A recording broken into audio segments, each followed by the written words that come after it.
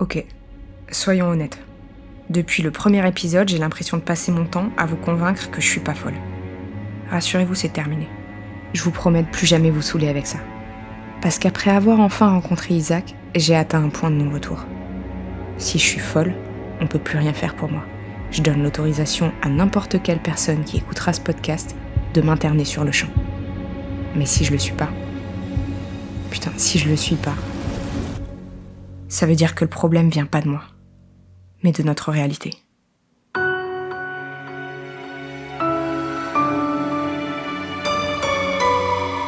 Vous écoutez Altéré, épisode 7, l'anti-téléphone.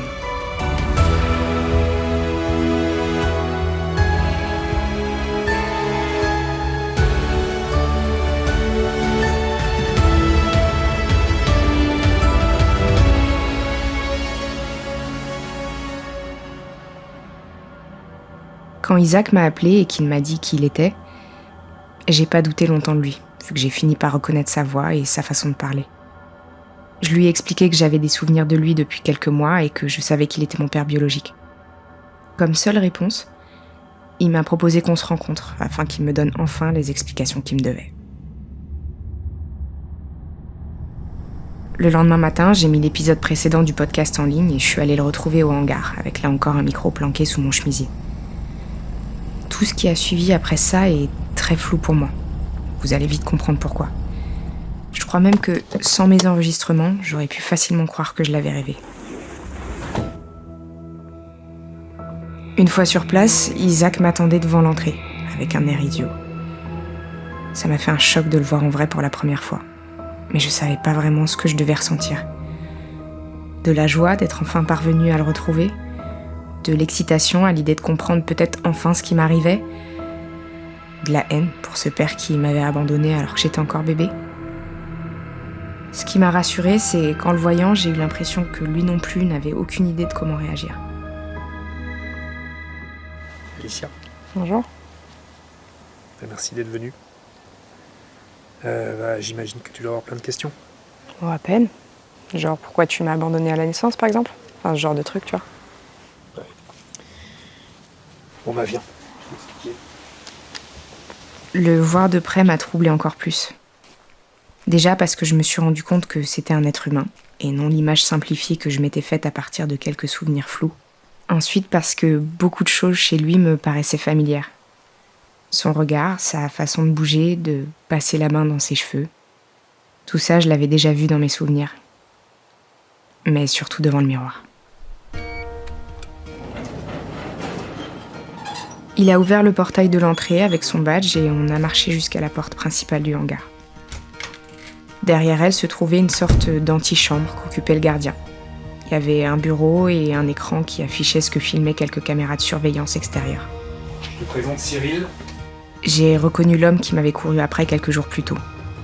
Il m'a reconnu aussi et m'a jeté un regard noir, sans rien dire de plus. Isaac l'a salué, il a sorti une clé de sa poche et il a ouvert une porte fermée à double tour. À partir de maintenant, on sera tranquille. De toute façon, Cyril, il n'a pas le droit de venir ici, c'est même pas ce qu'il y a dedans. On a marché le long d'un couloir vide et il a ouvert une deuxième porte. On est alors rentré dans une immense pièce qui devait constituer la majeure partie du hangar. Au centre se trouvait un cylindre transparent de 2 mètres de haut entouré de plusieurs pylônes en métal, eux-mêmes reliés par des câbles à plusieurs machines. À l'intérieur du cylindre, des dizaines de lasers rouges se superposaient de haut en bas. Juste à côté se trouvait une cabine transparente qui comportait un siège et un écran. Voilà, c'est l'endroit où j'ai passé la majeure partie de ma vie. Alors, je sais pas combien de semaines d'affilée je suis resté ici sans sortir. C'est quoi cette machine-là ? T'as déjà entendu parler de l'anti-téléphone tachyonique ? Non, c'est quoi ? T'as fait quoi comme étude en fait Pas de science ? Dans la pub, non, pas la science, pas mon truc. Ouais. Bon, pour faire simple, Einstein avait élaboré une théorie selon laquelle si tu envoies des ondes à une vitesse qui dépasse celle de la lumière, ces ondes peuvent revenir dans le passé. Donc bien sûr, ça reste très théorique. On a longtemps cru que c'était impossible. Et puis, moi j'ai réussi. Donc t'as envoyé des ondes dans le passé ? Des ondes audio. Ça sert à quoi ? envoyer des messages, par exemple.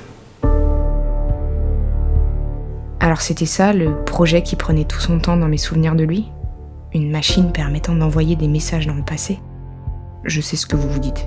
Et si en recherchant Isaac, tout ce que j'avais trouvé était un vieux fou complètement déconnecté de la réalité? Je me suis dit la même chose, jusqu'à ce qu'un bruit me fasse sursauter. En entendant le bruit, ma tête s'est mise à tourner. J'ai essayé de comprendre d'où il provenait, mais on aurait dit qu'il sortait d'une enceinte invisible. Ça n'a pas eu l'air d'inquiéter Isaac, parce qu'il s'est contenté de sourire comme si un ami venait lui rendre visite à l'improviste. Mais c'est surtout ce que j'ai entendu après qui m'a retourné le cerveau. Ça ressemblait à l'enregistrement d'une discussion entre Isaac et moi. Le problème, c'est que cette discussion n'avait jamais eu lieu. Vas-y, tu peux parler. Et je dis quoi? Imagine, tu t'adresses à toi, mais ton toi du passé. Donc tu lui dis un truc que seul toi peut connaître. Je sais pas, ta chanson préférée par exemple, si tu veux. Ok. Summertime de Billie Holiday. Mon père l'écoutait tout le temps quand j'étais petite. Très bien. C'est bon, t'as ce qu'il te faut? Ouais, je pense. Ouais. Après cette discussion, j'ai entendu un nouveau bruit chelou, puis d'un coup tout s'est arrêté. J'ai regardé Isaac pendant quelques secondes, complètement ahuri, puis je lui ai posé la seule question que j'ai réussi à formuler. C'était quoi ce bordel là? Ce bordel, tu vois, c'est exactement ce que tu crois. C'était nous deux, quelques minutes dans le futur, en train d'enregistrer un message et de se l'envoyer. Attends, ça veut dire quoi? Ça veut dire que dans quelques minutes, on va réenregistrer le message et qu'on va se l'envoyer? Non. Ce qui se passe, c'est que dans la temporalité précédente, on a envoyé ce message. Alors maintenant qu'on l'a reçu, il faut bien faire attention, c'est qu'il y a un nouveau futur qui vient de se créer, qui n'est pas le même que l'ancien. Alors moi, ce que j'imagine, c'est que je t'ai probablement fait enregistrer ce message pour te prouver que la machine marchait bien, en fait. Et j'imagine que t'es convaincu, donc maintenant j'ai plus besoin de le faire. Vous serez pas surprise si je vous dis qu'après ce qui venait de se passer, mon cerveau n'était pas loin du chaos technique. Alors je me suis tenue au premier truc que j'ai trouvé pour pas tomber comme une merde, et j'ai fait tout mon possible pour essayer de comprendre ce que me racontait Isaac. Attends, mais je comprends pas, parce que si on s'envoie pas le message, comment on a pu le recevoir? Je comprends pas. Non mais en fait c'est une histoire de temporalité. Je sais pas, un exemple simple. Tu recharges une sauvegarde dans un jeu vidéo. Ouais. Hein, tout ce que tu as fait après la sauvegarde dans le jeu, c'est pas pris en compte, on est d'accord? Ouais. Bon bah c'est pareil. Tu joues aux jeux vidéo, toi? Ah oui, enfin, j'ai pas joué depuis longtemps, mais Quoi, ça marche plus comme ça? Si, ça marche comme ça. Voilà. Il m'a expliqué que si on envoyait un message à notre tour, notre réalité telle qu'on la connaissait, là, prendrait fin pour recommencer au moment de la réception du message. C'est débile, mais je dois avouer que sur le moment, savoir que mon père était un putain de génie m'a donné un coup de boost à l'ego. J'ai dû me dire qu'avec un peu de chance, ça s'était un peu transmis dans mes gènes. Mais rapidement, peut-être parce que je m'en suis voulu de penser ça, le souvenir de mon autre père est venu balayer cette fierté mal placée. Je venais d'avoir une idée qui, si j'arrivais à la concrétiser, justifierait tout ce que je venais de traverser ces derniers mois. Si ta machine, elle peut envoyer des messages dans le passé, elle peut permettre d'éviter certains accidents, non? Oui, c'est possible. Alors, sous certaines conditions, c'est possible. Pourquoi? Mon père, dont je te parlais tout à l'heure, mon vrai père, c'est lui qui m'a élevé. Il est mort dans un accident de voiture quand j'avais 12 ans. Du coup, je sais pas à quoi elle sert ta machine d'habitude, mais si je pouvais juste l'utiliser pour lui envoyer un message, juste pour le prévenir de pas prendre la voiture, je pourrais peut-être le sauver, tu vois. Ouais, malheureusement, là, c'est pas si simple, en fait. Si tu veux, la machine, bon, elle a ses imperfections, mais je dirais que là-dessus, la principale, c'est que le message qu'on envoie, en fait, il peut être envoyé que à l'endroit où se trouve la machine pendant l'envoi. C'est-à-dire ici, en fait, dans ce hangar. Enfin, en tout cas, dans cette localisation. Donc, s'il y avait quelque chose avant ce hangar, ce sera dans cet endroit. Accessoirement, juste avant la construction, c'était l'ancienne ferme de mes grands-parents, il arriverait dans cette ferme. Attends, mais du coup, c'était ça la voix que ma mère a entendue avant ma naissance? Tu t'es envoyé un message? Elle t'a raconté ça? Il avait l'air embarrassé, comme s'il n'avait pas prévu de me partager cette histoire. Et puis, résigné, il l'a quand même fait. Il m'a expliqué que ce jour-là, il avait entendu le même bruit bizarre que j'avais entendu plus tôt, suivi de la voix d'un homme assez âgé. C'était la sienne, avec quelques décennies de plus. Elle prétendait avoir réussi à construire une machine permettant d'envoyer des messages dans le passé. Donc comme ça paraît dingue. C'est quand même une idée qui me trottait dans la tête depuis quelques temps, donc forcément je l'ai écoutée avec un peu plus d'attention. Pour le convaincre, cet Isaac du futur lui a donné des infos que seul lui pouvait connaître et il lui a demandé de prendre de quoi noter. Comme lui, le jeune Isaac devait parvenir à construire la machine, mais l'idée était qu'il y arrive plus rapidement. La voix lui a indiqué quelques formules qu'il avait mis des décennies à trouver et des placements boursiers pour se faire de l'argent facilement, histoire de plus avoir à se soucier de la partie financière. Mais c'est ce que le futur Isaac lui a dit ensuite, qui a considérablement changé sa vie. Et la mienne, par la même occasion. Bon, après il m'a aussi dit que dans sa réalité, ça avait été un père désastreux, que tout le monde me détestait, ma fille, mon ex. Donc que le mieux à faire pour tout le monde, c'était que je parte au plus vite, que je parte maintenant. Donc c'était encore possible de refaire votre vie. Et toi, tu l'as cru? Au début, évidemment, je savais pas trop quoi en penser, mais quelques jours après, alors c'est ça qu'il faut bien comprendre aussi, c'est que ta mère a accouché. Voilà, t'es né, les premiers moments ont été super durs.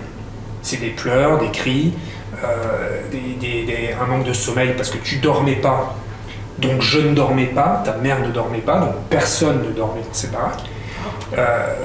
Et après, il y a toutes les questions de personnalité, de résilience, quoi. Moi, je peux pas. Je suis pas patient. C'est impossible pour moi de passer plus de 48 heures sans dormir. Donc ça n'a pas fonctionné. J'en étais pas capable. Je suis désolé. C'était impossible. J'avais peur de plein de choses, de devenir violent, de pas pouvoir me contrôler, comme ça peut m'arriver. Donc voilà, je me suis dit que j'avais sûrement raison. J'étais pas fait pour être père. Mais putain, mais tout le monde pète un câble avec un bébé, c'est pas une raison pour l'abandonner au bout de 2 semaines. Qui fait ça? Non, mais... Mais quoi? Ce qu'il faut que tu comprennes aussi, parce que je sais pas si c'est très clair, c'est que là tu parles de 2 semaines. C'est 2 semaines avant la décision. Mais si tu veux, moi j'ai des preuves. Ces messages, c'est la preuve que ça n'allait pas fonctionner, que je n'allais pas y arriver. C'est pas juste 2 semaines, je me dis, oh, j'ai pas pu tenir 2 semaines. Là, j'avais la certitude que de toute façon, je ne pouvais pas être un père. Voilà. J'en ai eu la conviction et la certification. Donc, si tu veux, je suis pas fier de ce que j'ai fait, mais à ce moment-là, j'étais persuadé que tu allais être plus heureuse dans ta vie sans moi. Voilà. Que vous alliez toutes les deux être plus heureuses sans moi. Merci pour le cadeau. De toutes les raisons données par des connards de mecs qui ont abandonné leur famille, je crois pas que mon moi du futur m'a conseillé de le faire a déjà été cité. Si on devait faire un classement de la meilleure excuse à la plus pourrie, je sais même pas où je la rangerais. Au moins, si elle avait été inventée, j'aurais pu apprécier l'imagination du truc. Mais là, vu tout ce que je venais de vivre, j'avais aucune raison de pas le croire. Et les souvenirs que j'ai de toi, c'est des souvenirs de cette vie-là, du coup? Eh ben, c'est plus probable. Tu te souviens de quoi exactement? Je sais pas, c'est assez flou. Que t'étais un père de merde, ça, clairement. Que tu passais ton temps à bosser sur un projet, j'imagine que c'est cette machine. T'étais tout le temps absent. Ouais, ça semble correspondre, ouais. Ouais, donc, pour résumer, la vie dont je me souviens, c'est la vie dont t'as pas voulu, en fait. Non mais c'est quand même pas aussi simple. C'est pas aussi simple. En fait, t'as construit ta putain de machine de merde en négligeant ta famille, en niquant ma vie, et quand t'as fait le point à la fin de tout ça, tu t'es dit que le problème, c'était nous. C'était pas toi, ni ta putain de machine de merde, c'était nous. Et tu nous as abandonnés. C'est ça ou pas? Écoute, je suis désolé, Alicia, je comprends que tu sois énervé, mais il y a quand même un truc qu'il faut que tu comprennes, c'est que le Isaac qui a envoyé le message, c'est pas moi. Ah bon? c'est un autre Isaac, c'est celui d'une autre temporalité. C'est pas le Isaac que tu vois en face de toi maintenant. Non, je comprends très bien.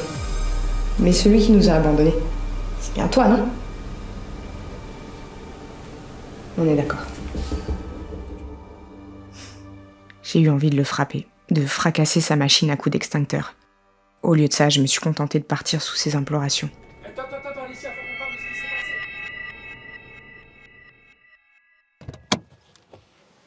Une fois dans ma voiture, j'ai roulé tout droit en essayant de digérer toutes ces informations. Je venais d'apprendre qu'Isaac avait trouvé le moyen d'envoyer des messages dans le passé. C'était une découverte scientifique incroyable dans tous les sens du terme, et pourtant, dans mon esprit, cette nouvelle passait au second plan. En fait, je crois que ce qui me vénère le plus, c'est qu'il a raison sur un truc. Et si je me base sur mes souvenirs de mon ancienne vie, mon enfance a été beaucoup moins heureuse avec Isaac. Au moins, quand il m'a abandonnée, j'ai pu connaître mon père pendant mes 12 premières années. En fait, dans une vie, j'ai un père qui s'en fout de moi. Et dans l'autre, j'ai un père qui m'aime, mais qui meurt quand je suis encore petite. Je dois vraiment avoir un karma de merde. Ou alors c'est une histoire de destin immuable, je sais pas. Tout ce que je sais, c'est que dans tous les cas, je me fais baiser. Mais du coup, ça veut dire que dans la vie où Isaac m'a pas abandonnée, j'ai jamais rencontré mon père. Donc, il n'a pas eu d'accident de voiture en allant me chercher à l'école. Donc ça veut dire qu'il est pas mort à cause de moi. Ça fait bizarre de me dire ça. Qu'il est peut-être encore en vie quelque part.